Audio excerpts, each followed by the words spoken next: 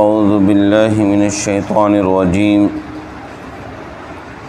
بسم اللہ الرحمن الرحیم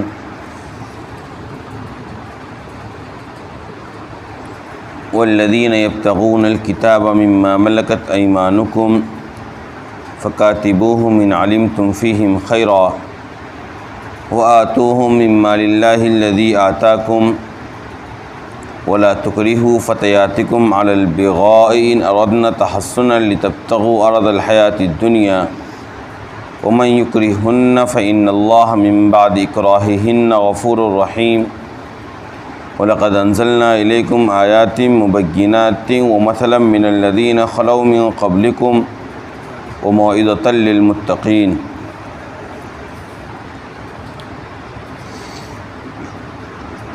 اور تمہاری ملکیتوں میں موجود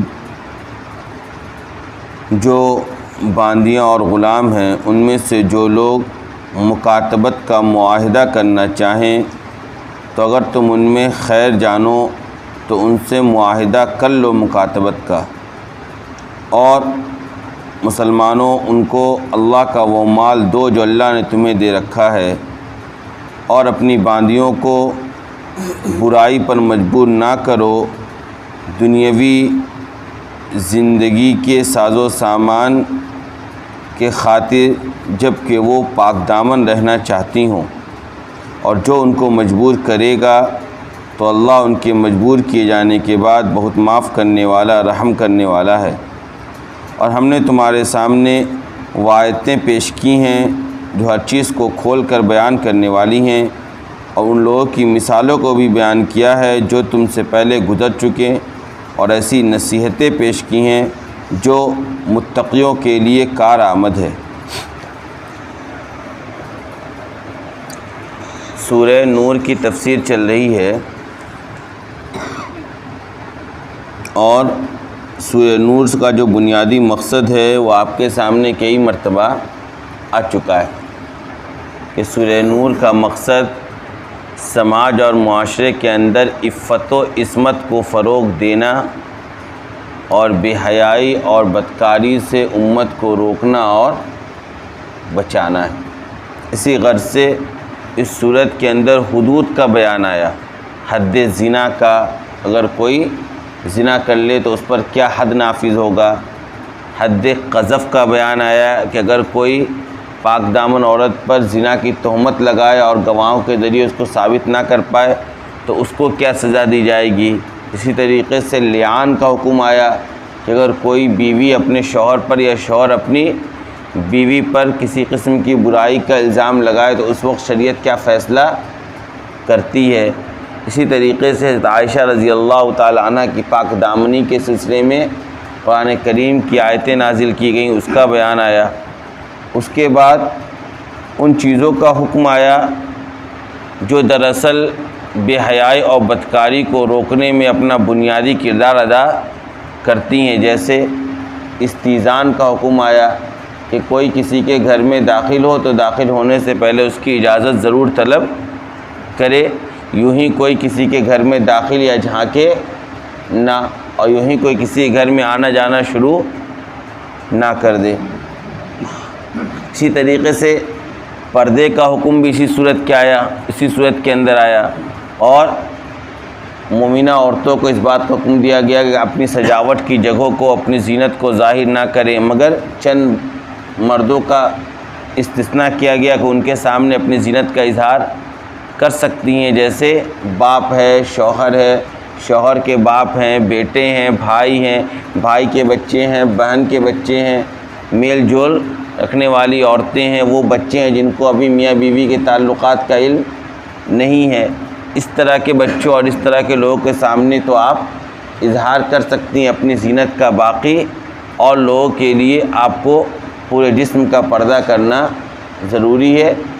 ہاں، ان میں سے کچھ مقامات کو مستثنیٰ رکھا گیا ہے جیسے چہرہ اور ہتھیلی، لیکن اس میں بھی اگر فتنے کا اندیشہ ہو تو اس کا پردہ کرنا بھی ضروری ہے۔ اس کے بعد آپ نے دیکھا گزشتہ تفسیروں کے اندر کہ باضابطہ ایک طرف تو ناجائز طریقے سے اپنی نفسانی خواہشات کو پورے کرنے پر پابندی لگا دی گئی، لیکن چونکہ فطرت کے اندر نفسانی خواہشات موجود ہے تو اس کی تکمیل کے لیے حلال راستہ بتلایا گیا، اور مسلمان گارجینوں کو، سرپرستوں کو، والدین کو، سماج میں اندر موجود سرگرم افراد کو یہ حکم دیا گیا کہ تمہارے معاشرے میں، سماج میں، فیملی میں، خاندان میں، رشتہ داروں میں، دوست و احباب میں جو بھی بے نکاح ہیں، بے نکاح کا مطلب یہ ہے کہ خواہ ان کا نکاح سر و نو ہوا ہی نہیں ہے، یا ہے کہ نکاح تو ہوا تھا لیکن وہ طلاق کے ذریعے یا شوہر یا بیوی کے انتقال ہو جانے کی وجہ سے بے نکاحی پڑے ہوئے ہیں، ایسے لوگوں کا نکاح کرواؤ۔ اور اس سلسلے میں ایک یہ بات بتلا دی گئی کہ دیکھو، نکاح کرانے کے سلسلے میں تمہارے پیش نظر یہ ہونا چاہیے کہ جس بندے کا یا جس بندی کا نکاح کرایا جا رہا ہے وہ ابھی اگر اس وقت نکاح کے قابل ہیں۔ نکاح کے قابل ہونے کا مطلب یہ ہے کہ مرد اگر نکاح کرے گا تو فوری طور پر اس کے اوپر مہر معجل واجب ہوتا ہے، ایک مہر کی قیمت اس کے پاس ہو، اور دوسرے نمبر پر اس کے اندر حقوق زوجیت ادا کرنے کی قدرت بھی ہو، تو ایسے بندے کا نکاح کروا دو۔ رہا مسئلہ کہ شادی کے بعد جو اس کے اوپر خرچ کی ذمہ داری بڑھے گی اور بوجھ بڑھے گا، بچے ہوں گے تو اس کے اوپر جو ذمہ داری عائد ہوں گی، تو اس کے سلسلے میں اللہ نے وعدہ کر دیا حتیٰ یغنیہم اللہ من فضل، کہ اللہ ان کو اپنے فضل سے بے نیاز کر دے گا۔ شرط یہ ہے کہ تم اخلاص کی نیت سے نکاح کے اس عمل کو انجام تو دو، آگے کی ذمہ داری اللہ خود اپنے سر لے رہا ہے۔ ہاں وہ لوگ یا وہ بے نکاح مرد و عورت جو خود ابھی نکاح کرنے کی قدرت نہیں رکھتے ہیں، اس بنیاد پر کہ ان کے اندر جسمانی طور پر صلاحیت نہیں ہے، یا ہے کہ فوری طور پر جو خرچ ہے مہر وغیرہ کا اس کا انتظام اس کے پاس نہیں ہے، تو ان کو یہ حکم دیا گیا کہ وہ پاک دامنی اختیار کر کے رکھیں، یہاں تک کہ اللہ ان کو اپنے فضل سے بے نیاز کر دے، یعنی اللہ ان کو اس قابل بنا دے کہ وہ نکاح کا خرچہ اور حقوق زوجیت ادا کرنے پر قادر ہو جائیں، تو فوراً ان کو بھی نکاح کر لینا چاہیے۔ اور پاک دامن رہنے کا بنیادی ذریعہ یہ ہے، حدیث میں آتا ہے کہ ایسا بندہ یا ایسی بندی کیا کرے؟ روزہ رکھے۔ کیا کرے؟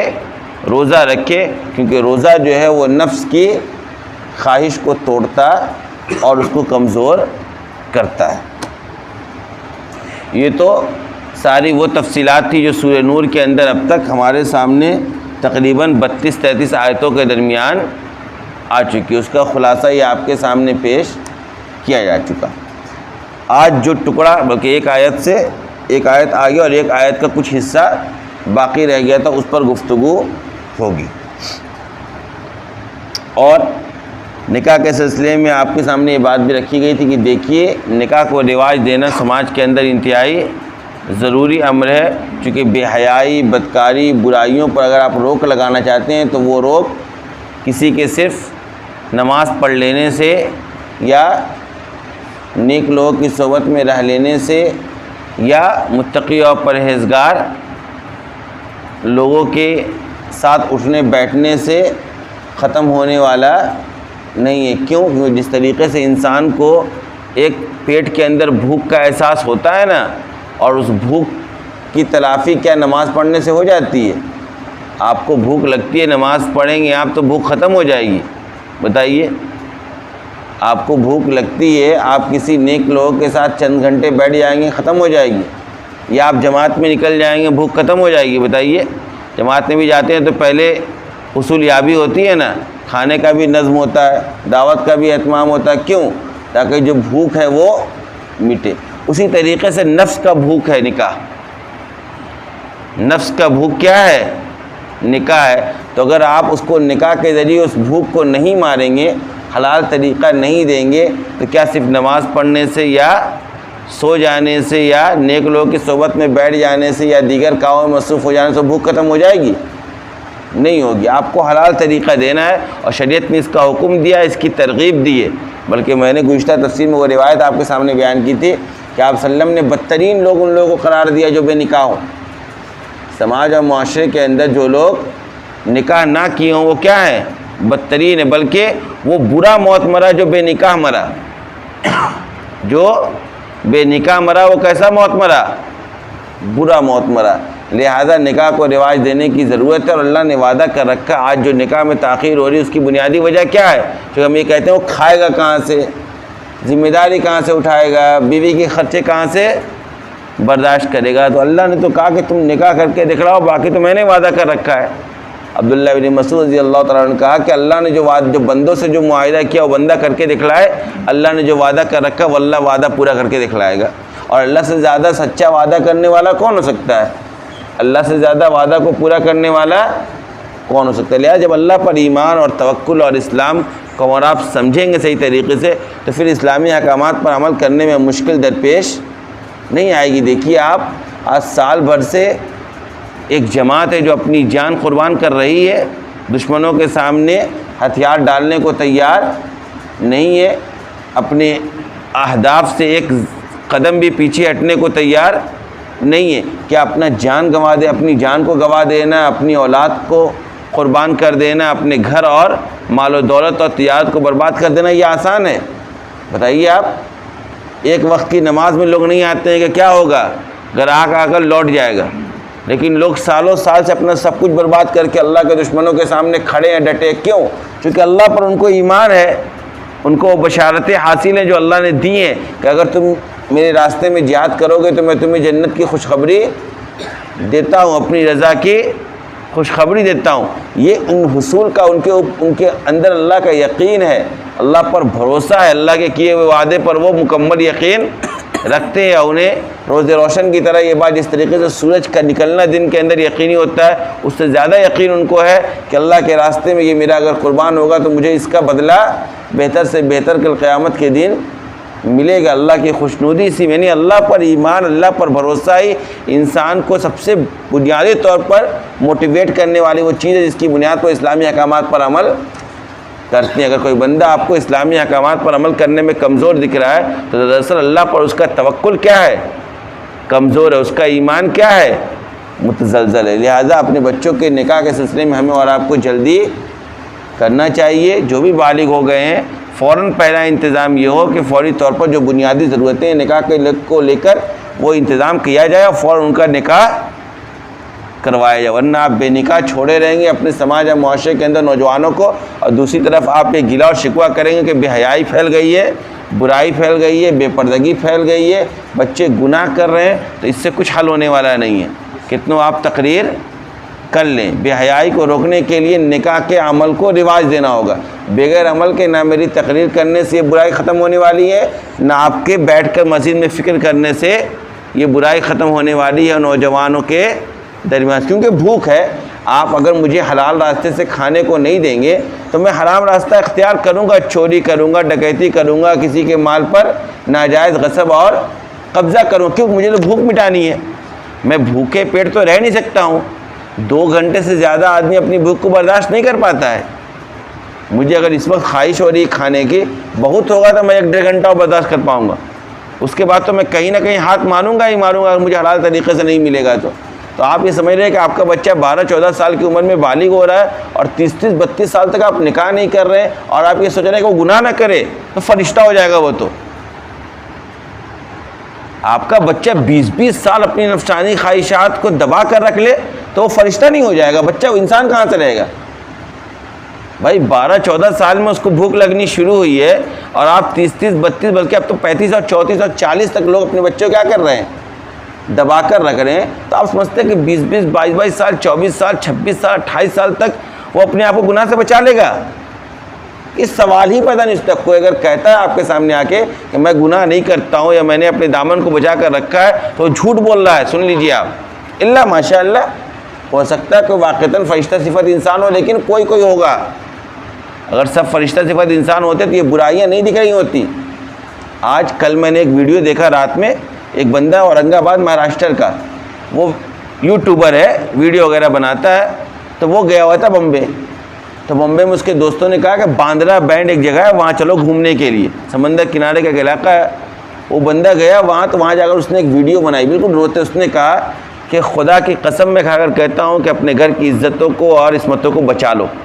یہاں پر زیادہ تر دکھنے والے بچیاں وہ ہیں جو حجاب کے اندر ہیں، برقعے کے اندر ہیں، اور اپنی عزتوں کو، اپنی عصمتوں کو نچوا رہی ہیں سمندر کنارے بیٹھ کر. کل اس نے ویڈیو بنایا. تو کیا ہے، آپ جب اپنی بچیوں کو، اپنے بیٹوں کو ایک تو حلال راستہ دیں گے نہیں، اور حرام راستہ کے لیے آپ نے تمام تر سہولیات مہیا کر دی ہے. اس کے لیے باہر نکلنا آسان، غیروں سے ملنا آسان، غیروں کے ساتھ پڑھنا آسان، غیروں کے ساتھ رہنا آسان، غیروں کے ساتھ تجارت کرنا آسان، غیروں کے آفس میں کام کرنا آسان، سب کچھ آپ نے آسان کر دیا اپنے بچوں کے لیے. غیر محرم کے ساتھ صبح سے لے کے شام تک ان کا اختلاط آسان کر دیا ہے. اور بھوک بھی لگی ہوئی ہے، میرے سامنے آپ کھانا لا کر رکھ دیں گے، چاہے کسی کو چوری کر کے لا کے رکھے تو میں نہیں کھاؤں گا، بالکل کھاؤں گا. مجھے آپ حلال طریقے سے کھانا نہیں دیجیے گا، مجھے آپ میرے خرچ کے بقدر اگر خرچہ نہیں دیجیے گا تو میں کہیں نہ کہیں سے اس کو پورا کروں گا.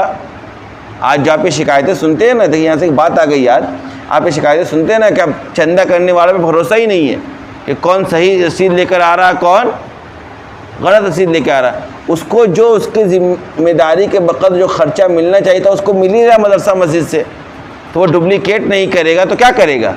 سماج اس کے بارے میں سوچتی ہی نہیں ہے. وہ یہ سمجھتی ہے کہ مدرسہ مسجد کو بس چھوڑ دو، یہ اللہ کے بھروسے، ان کو اللہ کھلائے گا، باقی ہم تبھی کھائیں گے جب ہم محنت کریں گے. خود کے بارے میں تو یہ تصور ہوتا ہے کہ بھائی بچوں کو جب تک اچھا پیکیج نہیں ملے گا، میرا جب تجارت اچھا نہیں چلے گا، میں سکون سے نہیں بیٹھوں گا. میرے لیے تو لاکھوں میں پورا نہیں ہوتا ہے، لیکن میرے مسجد اور مدرسے کا پورا ہو جاتا ہے، 5 اور 10 ہزار میں ہوتا ہوگا، آپ سمجھتے ہیں. تو وہ غلط کرنے لگا، وہ ڈپلیکیٹ رسید بنانے لگا.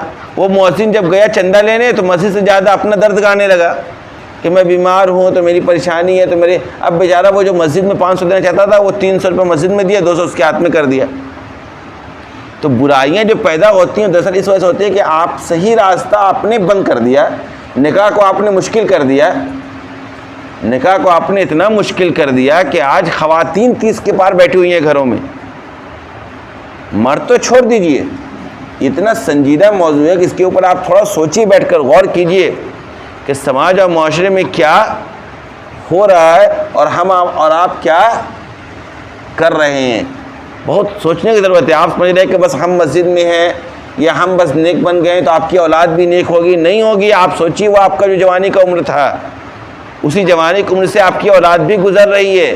کبھی اپنے ماضی میں غور کیجئے، جب میری عمر 18 20 22 24 تھی تو میرے ذہن و دماغ میں کیا چل رہا ہوتا تھا اس وقت، کیا جذبات میرے دلوں کے اندر موجیں مار رہی ہوتی تھیں، کیا سمندر کی لہریں ہمارے ذہن و دماغ میں دوڑ رہی ہوتی تھی. اس پر غور کیجئے کبھی، اور پھر اپنے اسی نظریے پر اپنے سماج کے اندر بے نکاح نوجوان مرد اور عورت کو رکھیے اور دیکھیے. کیونکہ ہوتا ہے کہنا ہے انسان اپنی ماضی کو بھول جاتا ہے. وہ سمجھتا ہے بس میں جو آج ہوں وہی ہوں. آج اگر اچھے حالات میں بس اچھے حالات تھے، نہیں، کبھی آپ کے برے حالات بھی تھے، کبھی آپ بھی جوان تھے، کبھی آپ بھی بچے تھے، کبھی آپ بھی ان عمروں سے گزرے تھے. کبھی غور کیجئے تو آپ کو سمجھ میں آئے گا کہ ہم اپنی سماج کے ساتھ کتنا بڑا ظلم کر رہے ہیں نکاح کو مشکل کر کے، اور نکاح کے علاوہ تمام وہ طریقے جو نفسانی خواہشات کو پورا کرنے کے لیے ناجائز و حرام ہے ان کو آسان کر کے. ان کو اگر یہ آپ یعنی یہ وہ چیزیں ہیں کہ بس ہمارا غفلت میں ہے، پردہ پڑا ہوا ہے. ورنہ آپ تحقیق تو کیجئے کیا ہو رہا ہے اسکولوں میں، کالجوں میں، یونیورسٹیوں میں، ملٹی کمپنیوں کے اندر یا باہر کی دنیا میں کیا ہو رہا ہے. آپ آنکھ کھول لیے، ایک دن آپ سڑک پر کھڑے ہو جائیے، عصر کے وقت جب ٹیوشن کا وقت ہوتا ہے نا، آپ سڑک کے اوپر کھڑے ہو جائیے. دنیا چھوڑیے، میں اس لائن کنارے کا جو میرا راستہ ہے تو تھوڑا سناٹا ہوتا ہے. میں جب گزرتا ہوں کوئی نہ کوئی دیکھ رہا ہوں، ٹیوشن پڑھ کے لڑکی آ رہی ہے، 2 4 لڑکا اس کے ساتھ آگے پیچھے کر رہا ہے، کہیں پہ کھڑے ہو کے وہ لوگ بات چیت کر رہے ہیں. کیا مطلب ہے؟ کیا جائز ہے وہ؟ کیا حلال ہے وہ؟ یا وہ کیا وہ بات کر کے کوئی نیکی کام کو انجام دیں گے آگے چل کر؟ برائیوں کو بھی پھیلائیں گے. یعنی آنکھ کھول کے آج آپ بیٹھ جائیے شمشیر نگر سڑک پر، اور شام میں دیکھیے آپ گزرتے ہوئے بچے اور بچیوں کو. جب ٹیوشن کا وقت ہوتا ہے ہر بچی کے کان میں موبائل ہوگا. وہ گھر سے نکلتی نہیں ہے، کان میں کیا لگاتی ہے؟ موبائل. اس کے بعد آپ اپنے گھر میں بچوں کو 30 32 تک بیٹھائے ہوئے ہیں، اور آپ سمجھ رہے کہ میری بیٹی تو رابعہ بصریہ ہے، میرا بیٹا تو حسن بصری ہے. لوگوں نے کہا ہے کہ اگر حسن بصری اور رابعہ بصریہ کو بھی اختلاط تنہائی میں اگر ایک جگہ رکھ دیا جائے تو وہاں بھی شیطانی وسوسے کا اندیشہ ہے.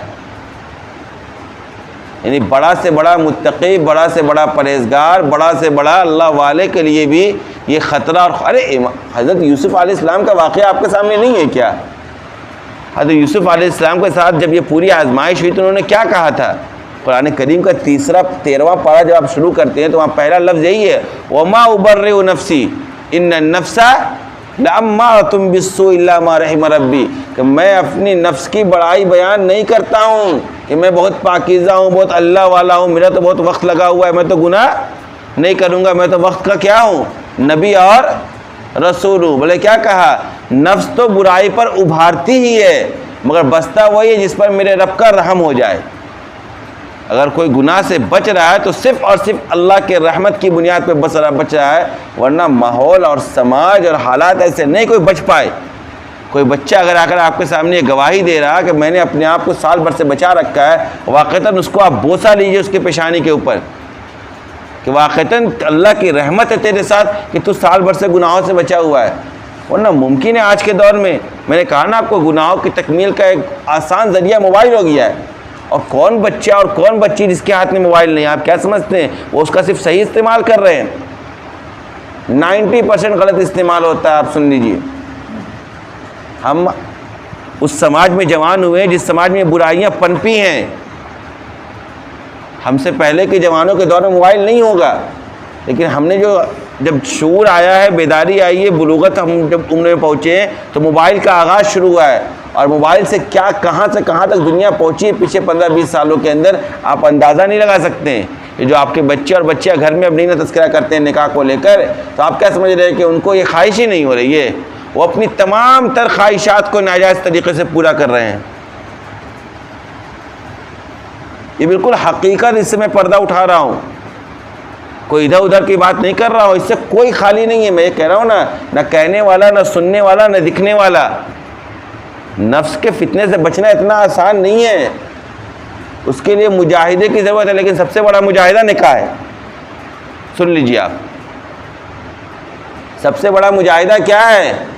آپ نکاح کروائیے، آپ دیکھیے آپ کے بچے کے اندر کتنی پاکیزگی آ جائے گی، نحوست ختم ہو جائے گی اس کے چہرے سے۔ جو آپ کو دکھتا ہے نا اس کے چہرے کے اوپر نحوست، وہ نحوست ختم ہو جائے گی۔ آپ نکاح تو کروائیے۔ جو اس کی زندگی کے اندر بے راہ روی آپ کو دکھتی ہے نا، تمام بے راہ رویاں ختم ہو جائے گی۔ بھائی نفسانی خواہشات اس کی تکمیل کا اس کے اندر جذبہ اٹھ رہا ہے، آپ اس کو مارے ہوئے ہیں، کچلے ہوئے ہیں، خون کر رہے ہیں اس کا، یہ صحیح چیز نہیں ہے۔ کتنے دن آپ بھوکے رہ سکتے بتائیے نا آپ مجھے؟ آپ ظاہری بھوک کے ذریعے اس باطنی بھوک کو سمجھ سکتے ہیں آسانی سے۔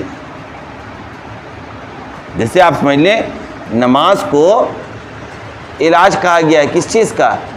روحانی بیماریوں کا، اور روحانی بھوک بھی کہا گیا ہے۔ اب ایک انسان جو نماز پڑھتا ہے نا، ریگولر پابند ہے، ایک وقت کا اس کی نماز چھوڑیے، آپ دیکھیے وہ مچھلی کتنا چھٹپٹاتا ہے۔ کیوں؟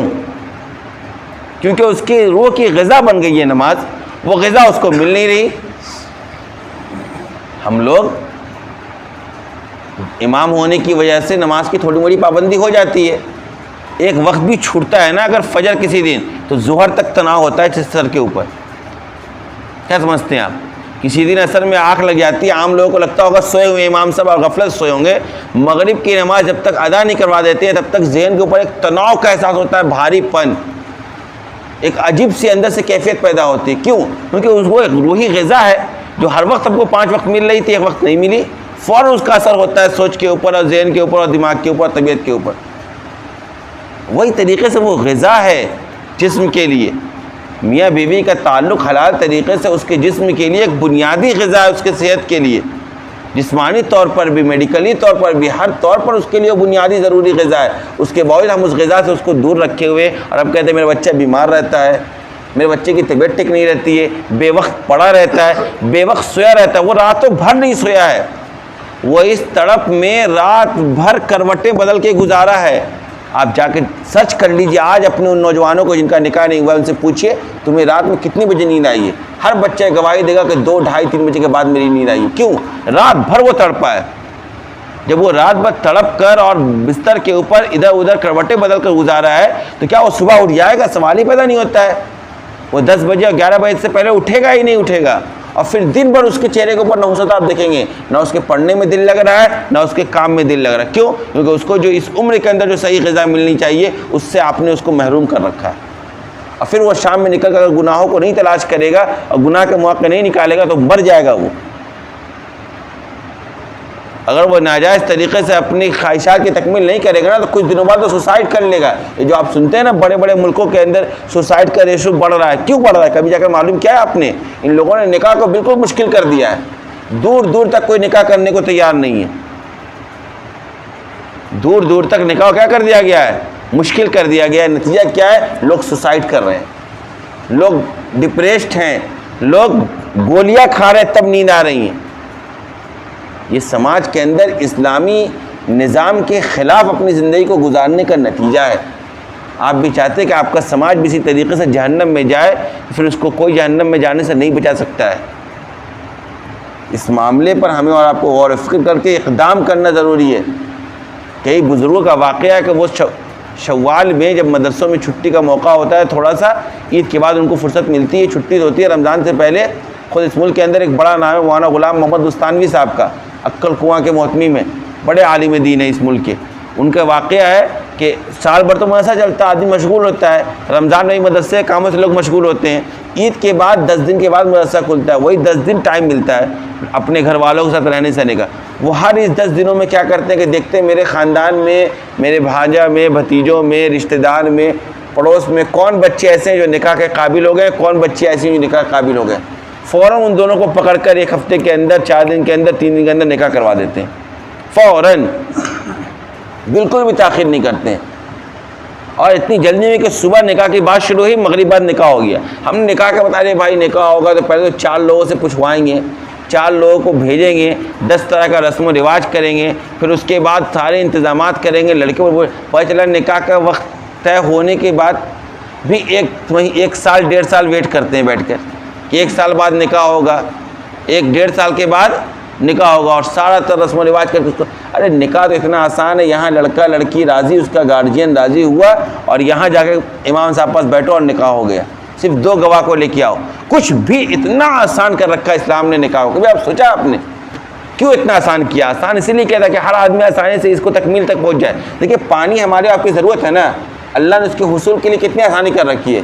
جس ٹوٹی کے سامنے آپ جاتے ہیں کھولتے ہیں پانی مل جاتا ہے. کیا اس طریقے سے آپ کو گیس ملتا ہے, ڈیزل ملتا ہے؟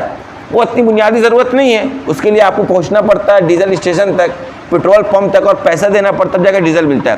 لیکن پانی بنیادی, اگر پانی نہ ملے انسان کو تو انسان مر جائے گا. پانی حیات کا کیا ہے؟ بنیادی ذریعہ ہے. اسی طریقے سے نکاح بھی بنیادی ذریعہ ہے. اس لیے نکاح کو آسان کہا, صرف میاں بیوی کا, لڑکا اور لڑکی کی رضامندی ہونی چاہیے, دونوں کے گارجین کی رضامندی ہونی چاہیے, 2 گواہ لے کر آؤ, ایک مہر طے کرو. ایک آدمی اتنا کہے گا, خطبہ تک ضروری نہیں ہے. کیا سمجھتے ہیں آپ؟ نکاح پڑھانے میں خطبہ تک ضروری نہیں ہے. 2 لڑکا اور لڑکی بیٹھا اور 2 گارجین بیٹھے دونوں کے, اور دونوں گواہ بن گئے. لڑکے نے کہا میں قبول کرتا ہوں, لڑکی نے کہا کہ میں اجازت دیتی ہوں, نکاح ہو گیا. بس مہر کی جو رقم اٹھا کر دے دے, ہو گیا نکاح. 20,000 25,000 30,000 50,000 روپے میں نکاح ہو گیا. کچھ نہیں کیا. ارے ولیمہ بھی مسنون ہے. ولیمہ کہاں سے کریں گے؟ اس لیے نکاح نہیں کر رہے, انتظام ہوگا تب کریں گے. ولیمہ بھی مسنون ہے, نہیں کرو گا تو کچھ نہیں ہونے والا ہے. آج جو ولیمہ ہو رہا ہے کوئی مسنون ولیمہ ہے؟ جس ولیمہ کے اوپر کروڑوں روپے خرچ ہو رہے ہیں وہ مسنون ولیمہ ہے کیا؟ اور جس نکاح کو کتنا مشکل لوگوں نے لگنے کے بعد بھی سال بھر 4 مرتبہ رسم و رواج ہو رہا ہے. یہاں کے لوگ وہاں جا رہے ہیں, وہاں کے لوگ یہاں آ رہے ہیں, اور لاکھ روپے ہر سیلیبریشن میں ختم ہو رہا ہے. کیا طوفان مچا رکھا ہے ہم نے اور آپ نے, اور کیا ہم کر رہے ہیں اپنے سماج کے ساتھ, ہم نے کبھی سوچا ہی نہیں. اگر ہم اس مسئلے پر سوچ لیں اور غور کر لیں, ایک دن کے اندر برائیاں ختم ہو جائے گی سماج کے اندر. نکاح کو آپ آسان کر کے تو دکھلائیے, آپ نکاح کو مسجد کے اندر کر کے تو دکھلائیے. آپ سنت کے مطابق نکاح کریے تو کیسے نہیں نکاح آسان ہوگا. وقت پر نکاح ہونا شروع ہو جائے گا, آسانی سے نکاح ہونا شروع ہو جائے گا. بہت سے لوگ نکاح کی خواہش رکھتے ہیں لیکن ان کے پاس اتنا اسباب نہیں, اتنا لوگوں نے مشکل کر دیا نکاح کرنے کا. نکاح کرنے کا ان کو 5 لاکھ روپے چاہیے, بیچارہ کہاں سے 5 لاکھ روپے لائے گا؟ اس کے انتظام میں 5 سال لگا رہا ہے وہ, اور 5 سال تک گناہوں کے اندر مبتلا ہے. ہمارا اور آپ کا نکاح کو مشکل کرنا اتنی برائیوں کو جنم دے رکھا ہے کہ ہم اور آپ اس کا تصور نہیں کر سکتے ہیں. یہ نہ جلسے سے ختم ہونے والا ہے, نہ جمعہ کے اندر بیان کرنے سے, نہ تقریر کرنے سے ختم ہونے والا ہے, نہ اپنے بچوں کو چلہ اور 4 مہینہ میں بھیجنے سے ختم ہونے والا ہے. آپ بالکل کان کھول کر سوچ لیں, سن لیں. یہ مت سوچیں کہ میرا بچہ نمازی ہے تو گناہ نہیں کر رہا ہوگا. اور آپ جو بے نکاح کیے اس کو رکھے ہوئے نا اپنے گھروں کے اندر. اور میں نے آپ کو پچھلی بیان میں بتلایا تھا، پچھلی تفسیر کے اندر، کہ آپ کا یہ بچہ بالغ ہونے کے بعد سے نکاح کے متعلق جن گناہوں میں بھی مبتلا ہے ان گناہوں کی سزا آپ کو بھی دی جائے گی. آپ ذمہ دار ہے. کیا کہا؟ وَأَنكِحُوا الْأَيَامَ مِنكُمْ، اے مسلمان مردوں، مسلمان عورتوں، مسلمان گارجینوں، مسلمان سرپرستوں، اپنے درمیان جو بھی بے نکاح موجود ان کا نکاح کرواؤ. یہ ذمہ داری دی گئی ہے سماج کے لوگوں کو، سماج کے بڑوں کو، اور سماج کے والدین کو، گارجین کو، سرپرست حضرات کو. وہ نہیں کریں گے تو ان کے سر یہ گناہ آئے گا، آپ جان لیجیے. آپ سمجھ رہے ہیں نا؟ ہم تو بہت بس مرنے کے قریب ہیں، تو بہت اپنی زندگی کو پاکیزگی کے ساتھ گزار رہے ہیں، کسی طرح کے گناہ کے اندر مبتلا نہیں، بہت نیک بن رہے ہیں، اور آپ کی اولاد جو گناہ کر رہا ہے وہ آپ کے سر آ رہا ہے. لہٰذا اولادوں کے بارے میں سوچنے کی، بس اولاد ہی نہیں، میں نے کہا سماج کے اندر جو بھی بے نکاح لوگ ہیں ان کے بارے میں سوچیے، کیسے نکاح ہوگا ان کا، کیسے انتظام ہوگا ان کے نکاحوں کا. اور اس کے لیے جو بنیادی ضرورتیں اس کو پوری کیجیے، فوراً نکاح کے اوپر اقدام کیجیے، آئے کی زندگی اللہ کے حوالے کیجیے. آپ اللہ نے خود قرآن کے اندر باضابطہ وعدہ کر رکھا ہے، یغنیہم اللہ من فضل، اللہ ان کو اپنے فضل سے بے نیاز کر دے گا. یہ وعدہ بالکل سچا ہے. اپنی زندگی کے اندر دیکھیے کہ آپ کے حالات شادی سے پہلے اور شادی کے بعد میں کتنی تبدیلیاں آئیں. گھر، مکان، نوکری اور چاکری اور ترقی، تمام چیزیں تو شادی کے بعد ہوتی ہیں انسان کی زندگی میں. شادی کے پہلے زندگی میں ہوتا کیا ہے انسان کے پاس 2-4 روپے کے علاوہ؟ شادی سے پہلے ایک نوجوان کے پاس 2-4 روپے کے علاوہ ہوتا کیا؟ آپ بتائیے. کتنے نوجوان ہیں جن شادی سے پہلے جن کے پاس مکان بھی ہوتے ہیں، گاڑیاں بھی ہوتی ہیں، ترقیاں بھی ہوتی ہیں، کمپنیاں بھی ہوتی ہیں. ہوتا ہے ایسا؟ ہوتا ہے ایسا؟ لیکن شادی کے بعد دیکھیے اپنی زندگی کو اب کتنی تبدیل ہوتی ہے. لہٰذا ان مسئلے پر غور کر رہے اور غور کر کے عمل لانے کی کوشش کریں، اور اس مسئلے کو تحریک کے طور پر آپ لوگ اپنی زندگی کے اندر پیش کریں. جن کے گھروں میں بھی یہاں جتنے لوگ بیٹھے ہیں وہ اپنے بچوں کے نکاح کی فکر کیجیے. آپ چھوڑیے سماج کا، آپ شروع کیجیے. آپ کو دیکھ کر دوسرے لوگ عبرت حاصل کریں گے. اور مسجد کے اندر نکاح کو رواج دیجیے، آسان کیجیے نکاح کو. اتنا اجر ملے گا اس زمانے میں، یہ بھی جہاد سے کم نہیں. کیا سمجھتے ہیں آپ؟ جس زمانے میں لوگ نکاح کے اوپر لاکھوں کروڑ روپے خرچ کر رہے ہیں، اس زمانے میں اگر آپ 1000 روپے میں نکاح کر لیں گے تو یہ واقعتاً جہاد ہے. اور آپ سے بڑا ولی اور پرہیزگار اور متقی کوئی نہیں ہوگا اس وقت. جس زمانے میں لوگ نکاح کے نام پر رسم و رواج کو انجام دے رہے ہیں، اس زمانے میں آپ سنت والا عمل کریں گے نکاح کو لے کر، تو آپ سے بڑا کوئی سنت پر عمل کرنے والا نہیں ہوگا. اس کو ایک اہم بنیادی عمل جانیے اور اس کو عمل کے اندر لانے کی کوشش کیجیے. اللہ تبارک و تعالی ہم سب کو عمل کرنے کی توفیق عطا فرمائے. انشاءاللہ آیتوں کی تفسیر آئندہ ہوگی.